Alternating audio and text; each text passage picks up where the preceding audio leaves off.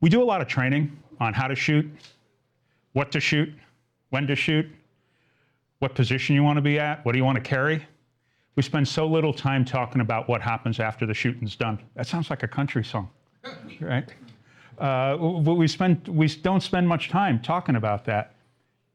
And fundamentally, other than the act of firing your gun, that will be equally as important. What happens afterwards is almost as important as what happened with your firearm. We'll talk about the stats, county stats, where we're at, but I've handled in the last 2 years, I've handled 3 felonies involving CCW holders in San Diego County. We'll talk about the results. We'll talk about what happened to them. We'll talk about why it happened. We'll talk about things they did well and things they did poorly. And I think they're good teaching tools. First, we're going to go into some basic concepts that I've seen, come up with my own. I wrote this presentation. I didn't take it from anywhere. It's just things I've seen with my clients and things that I've seen. I train quite a bit too. I got verification for that. I like going to Bill McLaren. He does a lot of up-close CCW stuff up in Rainbow. I like working with him. I do mentoring for Guns N' Moses, a Jewish self-defense organization in San Diego. Great name, by the way, greater t-shirts. And so I do a lot of shooting myself, and these are things that I've thought about. And the thing that I tell people over and over again is, this is a train ride. Buy a ticket knowing where you're going. What I mean is, have been here before, in your head. In the simplest of things, I'm carrying and I got pulled over. What am I doing? What's happening? The cop's come into my window. How am I going to respond to him? Am I telling him I'm carrying? Am I not telling him I'm carrying? Am I going to at some point? How am I handling this? Have been there before in your head. And if you've been there before in your head, sometimes you follow that muscle memory.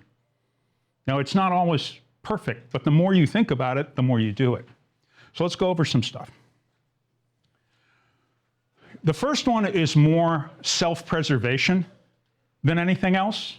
You have just successfully used your firearm in self-defense. You now don't want to unsuccessfully lose your self-defense because the cop shoots you because he perceives you as the threat. When a cop shows up on the scene of a call, however that call came in, it's likely they're going to know there's a firearm. In a responder LE's head, the point is not to solve the crime when they get there. The point of a responding LE is, I'm going home.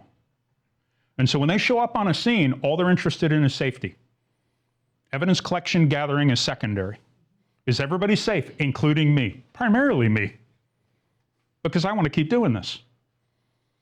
And so if you have a gun in your hand, you are a threat. It doesn't matter what was called in. You don't know what was called in sometimes. You don't know what he saw. You don't know what he's seeing. He's seeing a body on the ground and you with a gun. That is called a suspect.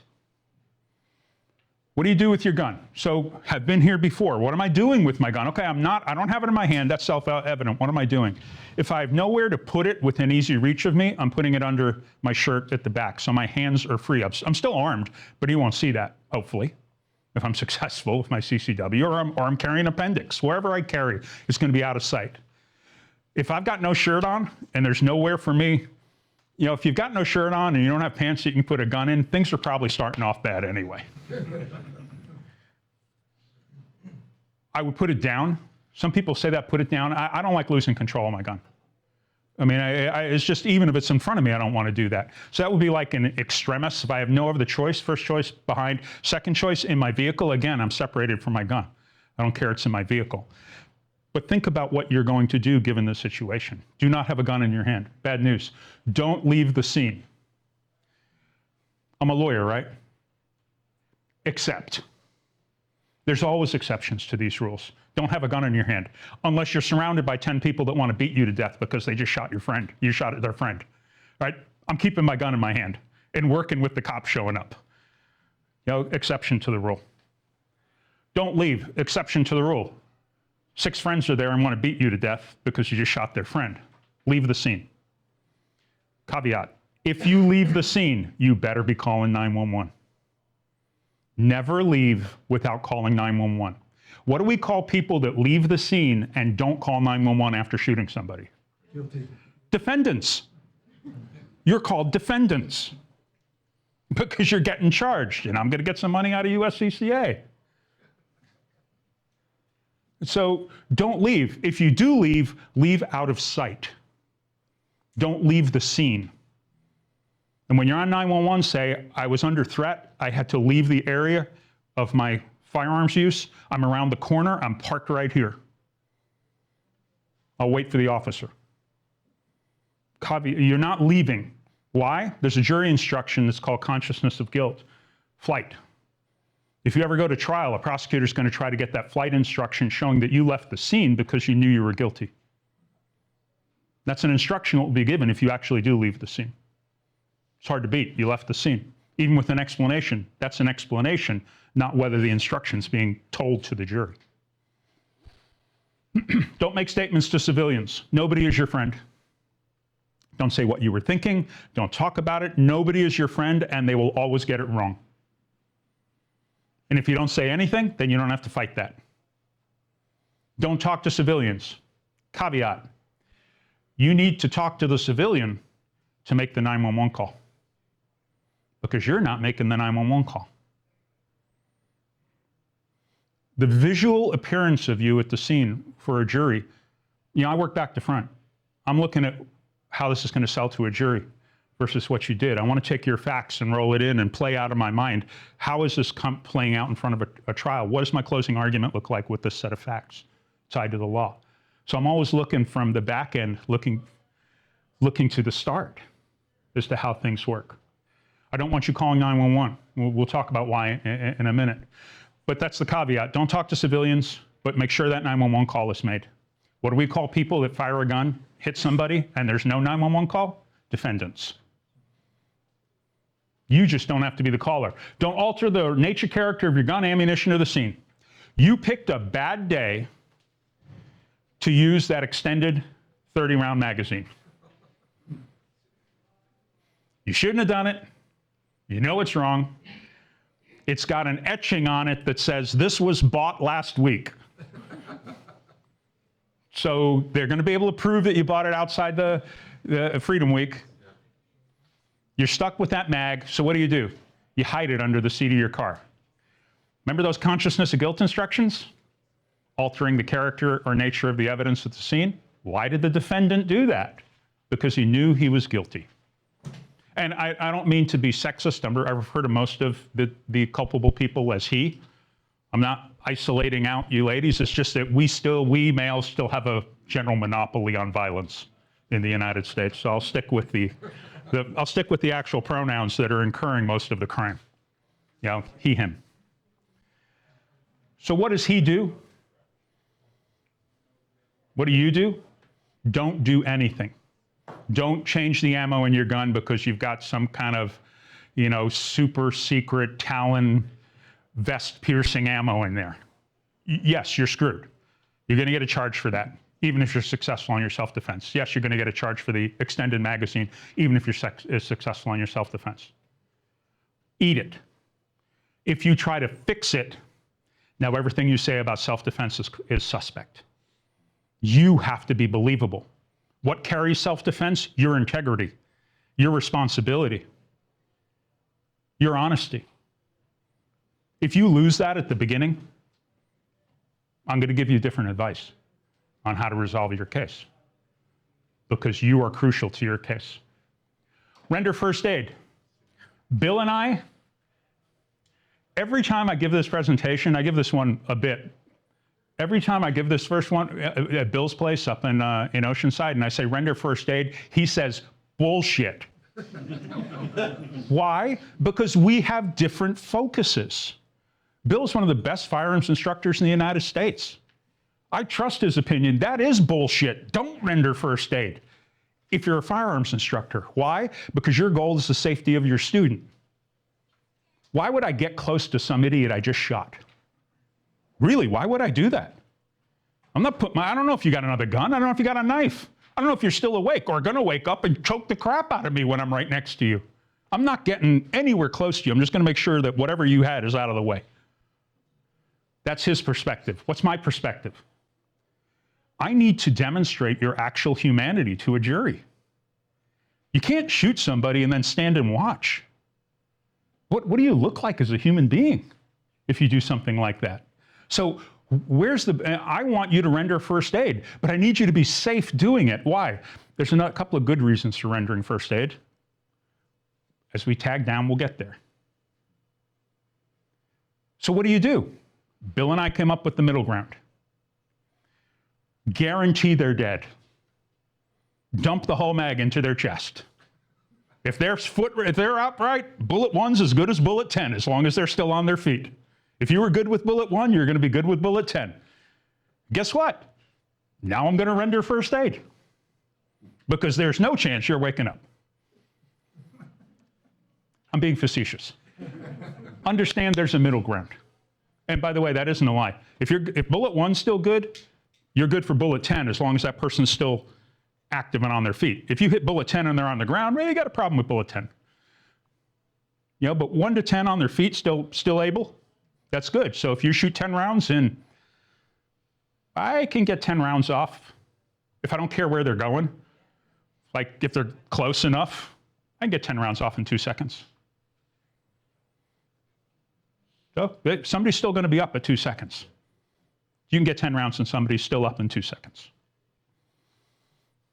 I am not a firearms instructor. Do not try this at home. Here's why you're rendering first aid. Because someone else now has to call 911. I can't talk to you. I want to administer first aid. Remember when you call 911, you're recorded from the minute the phone connects, not when the 911 operator answers the call. The start for all of my 911 calls are ringing phones, not the 911 operator. Ringing phones with an open mic line on your side. So anything that's said or done before the 911 operator clicks in, 911 emergency, how can I help you? Everything before that was recorded. First thing in all 911 calls is a ring. You connecting with 911, but not the operator.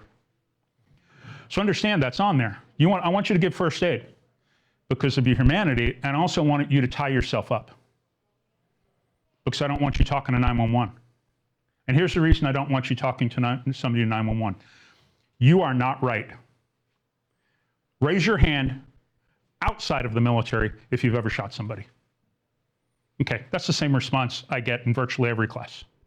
Okay, you have no idea how you're going to react to that mentally. You have no idea how you're reacting to that physically. I'm 65 years old. I get some leeway with regard to my health. If you are older, you have some leeway with regard to your health, even if you're younger. Be sure that that is reflected. I'm really freaked out right now. I can't talk to you. I need to think about what just happened. I feel unwell. Can you call me an ambulance? I'm lightheaded. I think my blood pressure's up. I really don't feel well. Can I get an ambulance? Can you call 911? Can you send a responding ambulance for me and the guy that got shot? Both of us. Right? So, but think about it. Have been there before. In your head, have been there. Make it muscle memory. This is the sequence for me. This is what I'm doing. If you're by yourself, you have to call 911. Here's the worst possible situation. You shoot somebody, absolutely righteous shooting. They've got a gun. They were robbing you in a parking lot. It's on video. You shoot them. But there's no one there but you. And you call 911 after thinking about it and calling me, and I tell you to call 911. 15 minutes later, the guy dies. You get charged. You go to trial. How would you like the medical examiner's testimony to be? Yeah, he got shot low on his lower leg. It clipped the femoral artery and it put him in anaphylactic shock. So he went out right away and he couldn't serve his own wound, but he died because of bleeding out. He exsanguinated. Well, doctor, if someone had tied a belt around the top of his knee, would he have survived? Almost entirely. Absolutely. So somebody died because you didn't do something, not because you did something. If you're the only one there, you have to call 911. You're stuck. But then you call 911, you put the phone down, you render first aid. And then you assess your own physical and mental health. Talk with the first responders. Call your attorney. You should have my number or an attorney like me, and what I mean like me is somebody that's done this before. Just like you want to be on that train understanding where you're going, be sure your lawyer's been on that train before too. Just because it comes up top in the Google ads doesn't mean they're top in the Google ads. Right? Look around. USCCA is pretty good about keeping qualified lawyers on their response list. Even if you're not USCCA, you can go to their lawyer list and at least start there. I should be in your phone, or somebody like me should be in your partner's phone too. And if your kid's an adult, it should be in their phone. Why? You might not be able to call me. So you need to be able to tell somebody to call me without trying to figure out what the phone number is. I'll answer my phone. I keep it on most nights to the absolute horror of my wife, who on multiple occasions has said, if your phone doesn't stop dinging, I'm the defendant. And that's actually been said to me before. Are you going to talk with the cops who get there? If you say nothing, you're almost certainly going to go to jail. You have to make this your own decision here. I don't want you talking to the cops. Nothing good's going to come out of that. You're not going to add anything. You don't know what the law of the state of California is with regard to self-defense. That's tomorrow at 11 o'clock in here, the law of the state of California, what jurors get told, what you get told, where it comes from, Castle Doctrine, stand your ground. You know, California's a stand your ground state. California's a Castle Doctrine state. How many of you didn't know that? You guys are close to CCW or CCW holders, or you're longtime gun owners, and you don't know that California's a stand your ground state. You know why? Because they don't want to tell you. That's why. The only reason. Not being broadcast. I'm going to show you a jury instruction where the lines, and may stand their ground, is in the jury instruction. That's been the central piece of a couple of my cases.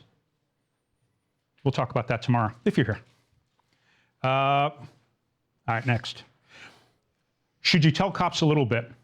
That may be the middle ground, but the middle ground is that guy came at me with a weapon. Hopefully. It's really hard to shoot unarmed people if you're not a cop.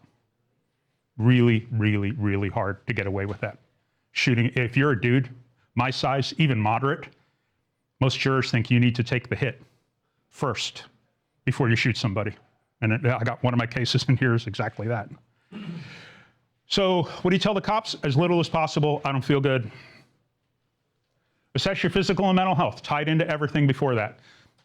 I would rather see you leave the scene in an ambulance than a police car. There may be a police car behind you, but you're in the ambulance. Good visual. I want that on the body worns. You leaving in an ambulance. Because I'm going to play that. And remember, everything in the world now is done on those body worns. Every single thing. It's really rare I don't get cop body worns. In fact, I got a case right now where I've got 140 hours of cop body worns. You know, half of them, 90% of them are bullshit, but I got to sift through the things that it's not like, oh, I think that's crap. Oh, I guess it wasn't. You know, I got to look at it and figure out if that 1 minute is something I want. So it's all coming out on body worns. I had a shooting about 10 years ago, a homicide 10 years ago down in PB, right on the border of PB and OB on Voltaire, where a 32-year-old pharmacist got in an argument with his roommate's boyfriend in the pharmacist's front door, owned his condo. And he wound up shooting him twice. And the guy fell outside the front door. And all of that was on body worn. Like the cop running up and dragging the guy's body away from the front door, the girlfriend screaming, trying to administer aid. The pure emotion of that post-shooting is hard to describe. So I knew that the guy where he was relevant to whether the fight happened inside or outside. Castle Doctrine. Castle Doctrine has to be inside. So we had a whole 3D mashup. I'll play that tomorrow.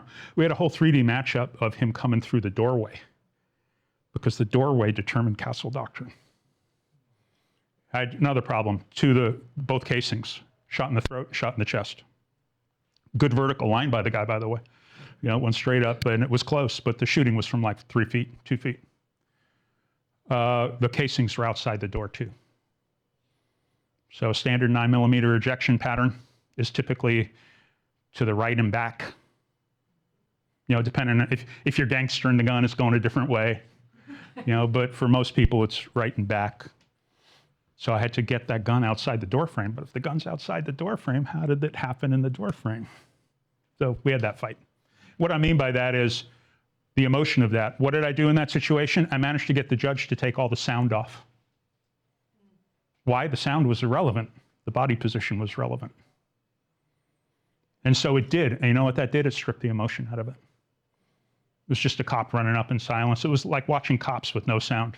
I don't even like watching cops with sound. You know, it's like, why would you do that? It was just somebody running up and dragging a body. You know, yeah, it's some, but not as bad as it was. Give statements or don't on the basis of your physical and mental health. We talked about it. Don't lie about anything ever.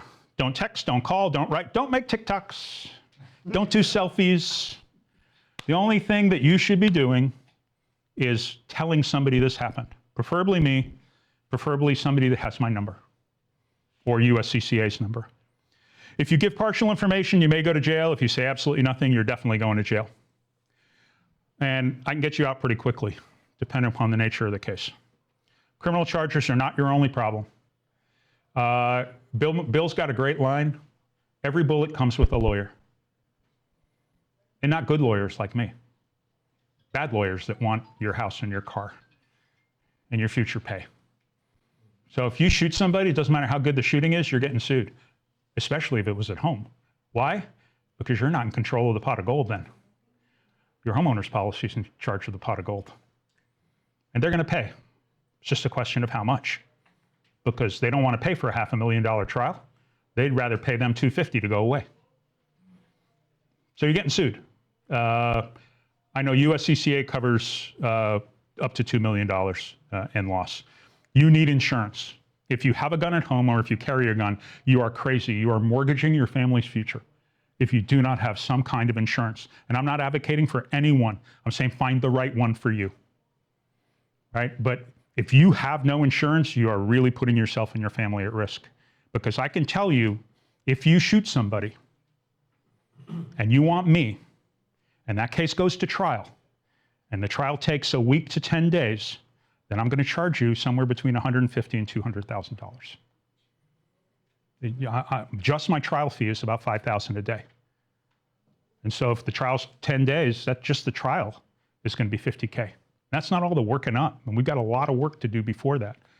Generating experts, using ballistics experts, using firearms experts, using medical examiner experts, talking about, we may need to do a 50,000 recreation of the scene and do basically a video game showing what happened, your perspective on what happens. We've gotten those in before, but it's expensive.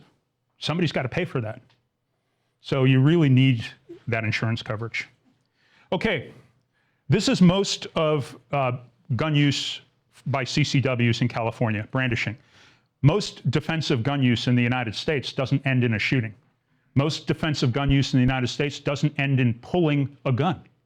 Most defensive gun use in the United States is solved by brandishing a gun, exposure of a gun. So what's the California rule with regard to brandishing? So it's more likely you're almost always going to be charged with brandishing if you're charged with a crime as a CCW in California, because you've almost always brandished. Brandishing, drawing or exhibiting a firearm, even unloaded, even if the victim didn't know. We say, well, how can you brandish if somebody doesn't know? Somebody else saw it. You brandished a firearm in a rude, it didn't matter that your intended target didn't see it. Somebody else saw it. These are cases, which is where that comes from. All right, so what's the key? Rude, angry, or threatening manner. Have been here before. What am I doing? If I ever need to brandish, you know, and I've struggled with this too, because there are schools of thoughts that the only time your gun comes out is if you have the ability to discharge it. If you don't have the ability to use your gun, it should never come out. And that's a school, you know what? That's a clear-cut school of thought. I think it exposes you to risk, and I think it also exposes you to having things not solved that could have been solvable before. But I do get that it makes people not have to worry about it. If I don't feel in fear for my life or great bodily injury of myself or somebody else, I'm not taking my gun out. And as soon as I do, you're getting shot because I've solved for X. You know, and that's clear. But most defensive gun use, brandishing ends the event. There is no escalation for the most part. And if you brandish and somebody escalates on you, you really need to shoot them because they are totally crazy. So what is brandishing? How do you get away with brandishing? As soon as that gun comes out, I am apologizing. I am really sorry you made me do this. Please stay away from me. I'm armed. This is awful. Can you please back away from me? Apologize. What am I not? Am I rude? Am I angry? Am I threatening? Well, we could fight about whether drawing a gun is threatening, but that couldn't be the law, because then there'd be no other elements to brandishing. So I'm apologizing. The line is crossed when you do that. High carry, high compressed. Why? I'm tight, I can come out. I can just come from here if I want, if it's really close. But as soon as you point, you're now into assault with a deadly weapon. You're past brandishing. As soon as that muzzle makes contact, you're ADW. Better have self-defense for that. Case 1, San Diego Police Department, a man, 50s, armed with a knife. So my client wasn't a gun case, he was a CCW. He had a knife. Mission Valley condo complex, one of those high-end ritzy complexes, got a big courtyard in it. He's on the board, so he and his wife go for a walk. A homeless person decides that they're setting up shop in his courtyard, which is a private courtyard. And he, being on the board, asks the homeless person to leave. The homeless person starts hitting him with the cart. And then he reaches in the cart for something, and our guys left there going, she's got a machete, and it was a she. She got a machete, she got a gun, she got something. So he takes out this knife. And when he described it to me afterwards, it was like I thought he was taking out like, oh, so he took out a knife. So like a Leatherman, you know, like one of those Boy Scout knives. I mean, was it flip-up? He takes a picture of it, and it's like a freaking Bowie knife. It was like, you know, all I'm thinking when he shows me the picture is that I can hear Paul Hogan in my head and Crocodile Dundee, that's not a knife, this is a knife. And it was gigantic. I couldn't even understand where he carried it, and it was concealed. It was like a machete came out of his pants. But here's the bad part. So he takes out his giant knife, at which point the homeless person disarms him and stabs him 3 times in the arm. He gets arrested. Why? He brought a knife to a fist fight. And the homeless person was justified in disarming him because they were unarmed. Didn't have a gun or a knife in the cart. And so he got stabbed 3 times and arrested. While he's being treated by the paramedics, his wife calls USCCA, USCCA calls me. I'm on the phone with her as he's leaving for the hospital. We got an initial bail payment out of her. I think it was like $3,000 because they're anticipating like a $50,000 bail. So I got my bondsman down to 6%. My bondsman beat Mr. Hedman to the jail, beat him to the jail. And that $3,000 that his wife paid the bondsman, she had a check back from USCCA 7 days later for the bond money. So they were out of nothing. Why was it important for me to get on that case? Because I could start lobbying the DA. I started investigating it right away. I was at the scene the next day. I was talking to Mike the next morning after he'd been arrested for this assault with a deadly weapon, knife. And I managed to talk the DA into not filing. So there was no felony charges. Even though the cops booked him on assault with a deadly weapon, felony, the DA did not file the charges. USCCA paid my retainer, and he got paid his bail. That was it. Mike and I flew to Milwaukee, outside Milwaukee, for USCCA headquarters, and we made a video about this. So it might be on USCCA website now as one of their stories that they told. We flew out there and did a really professional video for a couple of days. So he got nothing. This is number 2. All of these happened in the last 2 years, by the way. Let's do the numbers now real fast. 4 years ago, there were 1,500 CCWs in San Diego County. 4 years ago. Bruin came out. Bruin, New York Rifle and Pistol Association versus Bruin, and Heller before that, but Bruin really solidified it. We issue now 600 CCWs a month. There are now 20,000 CCWs in San Diego County. There were 1,500 4 years ago. We're issuing 6,000 to 8,000 a year. That doesn't look like it's slowing down, and the sheriff has now hired staff to accommodate the growth. Although you're still going to wait a year to get your, that may change because LA was slow walking CCWs, and a federal district court up there said stop it. A year and a half is not reasonable to get a CCW. It needs to be 90 days. And so there may be some pushback on how long these interviews can take. And Permitium's easy. You just go online. Permitium does everything for you. It's quick, it's easy, it's efficient. They're good people, they do good work. But they just don't have the ability to do all these interviews that they're doing. Okay, so what do I call that? What do I call 20,000 CCWs increasing at 8,000 every year? I call that attorney full employment. Because it's just odds. Somebody's fucking up something. It's just, there's no possible way it can't happen. You know, we had little bits with 1,500. How many are we going to have with 15,000? How about 150,000? You know, the people that really need to change are the cops. When a cop sees a gun, 99.9% of the time, you're going to jail because you're illegally in possession of that gun. There's no way to do it. Only CCWs are illegally in possession of the gun or a retired LE. What do you do? Somebody's going to screw up. And that's why this stuff is more important than ever. Number two, disabled veteran armed with a CCW. The guy was a 27-year-old, 26-year-old security guard going to college. He had joined the Army, 101st Airborne. So he joined right out of high school in 2011 as an MOS of infantryman. You know what his life was going to be for the next 5 years? 101st Airborne infantryman. He would have been in Iraq and Afghanistan for years. But he joined for that out of high school. Shows you where his mind was at. Fast roping at night out of a H-60 in Fort Campbell. He lost the rope, fell 2 stories to a roof, rolled off the roof and fell 2 stories off the roof. 70% disabled VA knee and shoulder. Never did get to go to Iraq or Afghanistan. Good for him and his family. So he is looking at houses and he pulls into a Spring Valley gas station. Why? Because it was during COVID. And I'm still nostalgic. I kept one of these pictures of the scene because it had gas for like $3.79. So I bring that out sometimes and it brings a tear to my eye, looking at the picture. So there's a whole long wait. Gas Buddy told him to go there because it was the cheapest gas in South Bay. So you can imagine what the line is. So everybody's waiting, waiting, waiting. He sees his spot, he pulls up. Some dude rams up in front of him in what I referred to as a Teal PT Cruiser.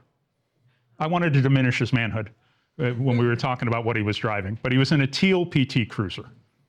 Jams up, within 5 seconds of jamming in front of him, saying, "That's my pump," he's screaming, "Shut up, you fucking bitch," at this guy's wife, while he's at the gas pump. And then jumps out of his car and comes around the front of my client's car. My client's 70% disabled, stuck between the high podium, concrete podium of where the gas pumps are, and his car. He's coming around the end and his front door's open. And he thinks the guy's going to go in his car that had his keys in it. And so he drew. The fight was over whether he ADW'd or he brandished, but he definitely drew. It's on video. What's weird is all you can see are the heads because he had a Jeep. So all you can see is the hats. Move it, it literally looks like a cartoon. So he draws, both call 911, he gets arrested for ADW. Other guy's unarmed, but he's just a total ass. The DA, I was disappointed in the DA and the resolution of this case out in El Cajon. They tried to extort him into pleading guilty. And what I mean by that is, no record, 27-year-old disabled veteran. This is just a bad situation for both people. He didn't initiate what happened. The other person did. He was lawfully carrying. I was hoping the DA would do diversion or a misdemeanor even. Just let him get out of this, move on with his life. The DA said, no, he has to plead to a felony. But he can reduce it in 1.5 years. I said, we're not doing that. So he didn't do anything wrong. I said, I'm looking for an easy out that he's willing to take. That's not it. So what did they do after he said no and we went to the preliminary hearing? They added a non-reducible assault with a semi-automatic firearm charge. That means it could never be a misdemeanor.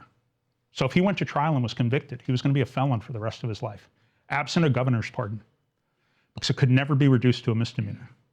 And it changed the punishment to 3, 6, or 9 years in state prison.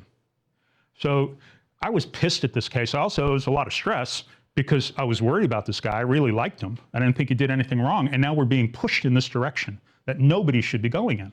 We went to trial in El Cajon, forced to go to trial. He was acquitted in 3 hours. 6 jurors stayed, gave him a hug. Him and his mom, they gave him a hug. Don't see that very often. Usually I get people spitting on me as I'm leaving the courtroom. You know, it's, but they said this never should have happened. And he is on with his life. Case number 2. So he was acquitted. Mr. Hedman wasn't charged. Mr. Ruby was acquitted. This is case number 3. This just happened last year. Guy 30 is driving home. He's armed with a CCW. He's got it tucked down the side of his seat. He gets in a kind of a road rage, not through his own volition. He cut somebody off, and then they keep cutting him off, and he's trying to get around them, so it looks like they're kind of chasing each other. He blows through a red light to get away from these people, and they follow him and pull up. And then they threw a bottle at his car, and he heard it bang. He thought it was a shot, so he draws. And as he draws, he activates the light on his gun, which is a solid light. So three functions: off, light, laser. Those are the only 3 functions on it: off, light, laser. And it activates, and he said he brandishes. Well, they call in and say he pointed a gun at us. They said something really interesting. He strobed us. Well, there's no strobe on that, so I know you're a liar. The victims are on 911 as they're chasing my client. Like, he's driving away, and they're chasing him, and the operator on 911 says, "Can you please stop chasing the suspect?" And what does the guy say who's on the phone? Attitude. Like telling the 911 operator she's got an attitude. And so he got hot stopped. By the time he got home, the cops were all over him, Carlsbad. He got hot stopped, yanked out, got thrown into jail. He bailed out. He got a gun violence restraining order against him. When he left, they handed him a red flag notice. He had to go home, take all of his other guns, and take them to a FFL for storage. They had nothing to do with this case. They charged him. I did my investigation. Before prelim, I convinced the DA to dismiss the case. That they never do that, especially on firearms cases. Their victims were so bad, they dismissed the case. After it was filed. They usually want a piece, they want a piece of you after they filed something, just to cover themselves and cover the cops. They want something. They want a guilty plea for something. They didn't take one. So we got this case dismissed. I convinced the Carlsbad city attorney to dismiss his gun violence restraining order. So that was dismissed. He got his guns back, convinced CCW to immediately return his CCW, got his CCW back. No, he didn't. Because by the time he was arrested and the time that I got the case dismissed, SB 2 came into effect, Senate Bill 2. And Senate Bill 2 had a little provision tucked in that said if you've ever had a restraining order against you, you can't get a CCW for 5 years. Guess what he got when he got arrested? They handed him a red flag restraining order. I thought that was unconstitutional because he had no right to challenge it. You can't take my CCW and not give me a right to contest the thing you're taking for. So we were the first people in California that fought that because SB 2 came into effect January 1st of this year. We fought this 3 months ago, not getting a CCW, and that section was unconstitutional. And a Superior Court judge wrote a 14-page opinion saying we win. Lack of due process. You can't give somebody an emergency order and then strip them of a right based on that order that they have no right to contest. They have a right to go to court 3 weeks later and fight out the GVRO. If you got a GVRO, you would have had a right to fight it, not this. So we got him his CCW back too. So he's clean. So those are my 3 CCW cases. You can take a picture of that or copy it down, but I would really encourage you to start thinking about where you're going to be. Where do you want to be when you take this train ride? Who do you want to be with? Think about being there. Oh, and please, please, please, and I say this with the warmest of hearts. Don't fuck up my case. Please, please, please, don't fuck up my case. Thank you very much. You're losing if you, but what if you're a woman and someone comes in unarmed? Remember I talked to you about that, the exceptions. One of the exceptions for unarmed. For dudes, it's really hard to get an exception. And what I mean by that is, maybe if you're a 79-year-old cancer survivor and you're fighting some 300-pound gym rat, that physical disparity, you don't have to take a punch for that to be deadly for you. The same with women. If you're a 110-pound woman and there's some 280-pound man coming at you, even if they're unarmed, and they are saying they're going to do things, you don't have to wait for those things to happen. You are in fear of great bodily injury or death at that moment. It's a tougher sell for an unarmed against an unarmed guy with an equally sized or bigger man. At what point did you feel that you were going to die or suffer great bodily injury from this guy that's smaller than you, who's unarmed? Yeah, and it's a harder sell. It's not a hard sell for women or significant differences in physical health or ability. Remember my guy with the shoulder and the knee? That was one of those. You know, I was able to use that and say he was at a disadvantage. He wasn't fighting. And thank you. My second one was on a home invasion. I can't read my handwriting, sorry. Well, home invasion would be covered by the Castle Doctrine as long as it's inside. And some interesting law with regard to that. I kind of find California's Castle Doctrine, the law kind of is dumb and doesn't really mean much, but the concept means a lot. If somebody's breaking into your home and you kill them, it's really unlikely you're going to get charged. As long as there's no video of them being on their knees and begging to leave your house. You know, if you kill somebody in your house, doesn't matter if they're armed or unarmed, you're unlikely to be charged. As long as they can't show you murdered somebody, like, you know, you shot them in the head as they were on the ground. You know, you're getting away with that. Unless you're in Marin or San Francisco County, you're never getting charged in this county or any of the Southern Californias. I doubt you'd even get charged in LA for that. So you're covered by Castle Doctrine if somebody breaks in. There's a number of rules with Castle Doctrine. One of the most amusing rules is the person you shot can't be related to you. Basically, I call that the don't shoot your drunk brother-in-law element of the crime. You know, it's if he's coming into your house because he's hammered and you're just looking for a place to sleep and you shoot him, oh well, you're on the hook for that. But if you want to know more about Castle Doctrine in depth, tomorrow. Thank you.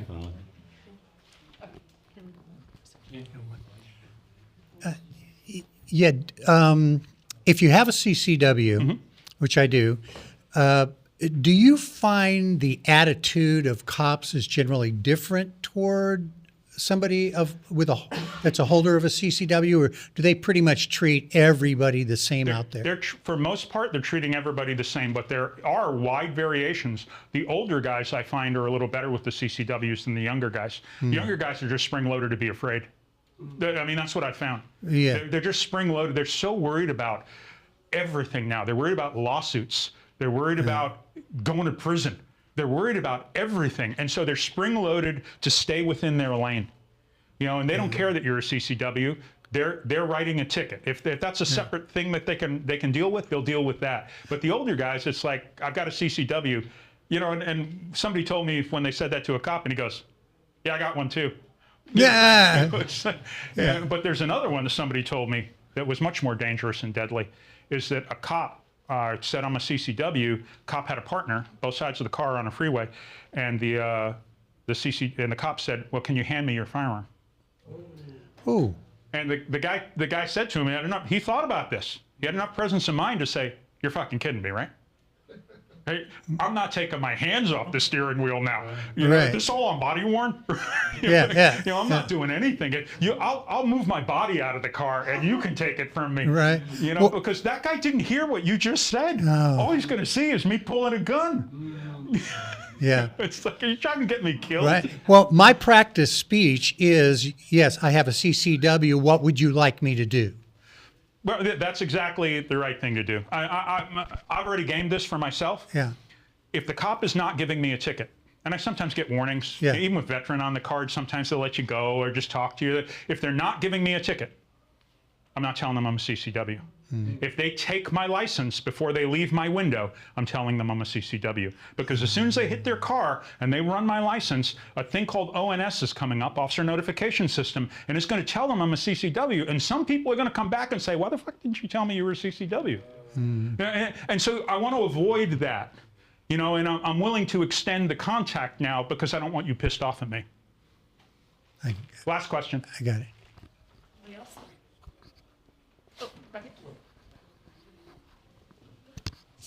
It's a two-part question, but the guy at the gas station, how in the world did he pay for you, number one? And number two, I have like a rider on my homeowner's policy. Right. But that's for guns. It's not for liability. Correct. Do your experience, most homeowners policies, how do they pay you? Do they pay you?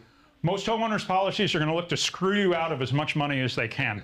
And that's their goal. Yeah. Their goal is to not pay your claim. So they're going to claim that you're at fault. That's why you need a lawyer. Right. You have to have insurance. A lawyer has to go after them and say, we're going to sue you for bad faith. And that's what they're more afraid about than paying your claim.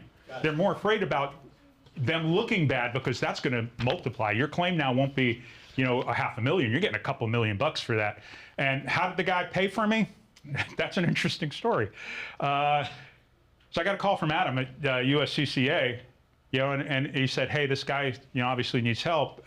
There's a problem, though. He tried to join USCCA 2 days after the incident. Now, for me, not being in insurance, that seems like a bad business model.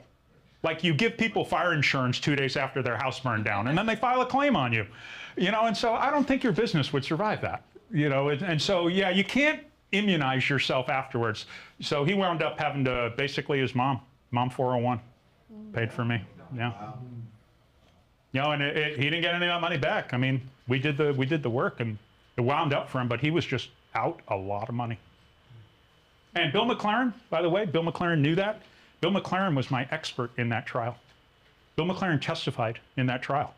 He testified about defensive gun use. He testified about the gun itself. The gun was a big deal in that case because the guy, the victim, quotes, the victim said he saw red on the gun. Well, there's only one way that he saw red on that gun. He saw the loaded chamber indicator with my guy at high compressed carry. He didn't see red as the gun was pointed barrel down at him. So he said he saw red, and when he saw red, Bill explained, no, he saw the gun sideways. He saw the loaded chamber indicator on the gun with the red on the side of the loaded chamber indicator. That was a big deal in our case. Awesome. Yeah. All right, thank you again. Thank you so much, Gary.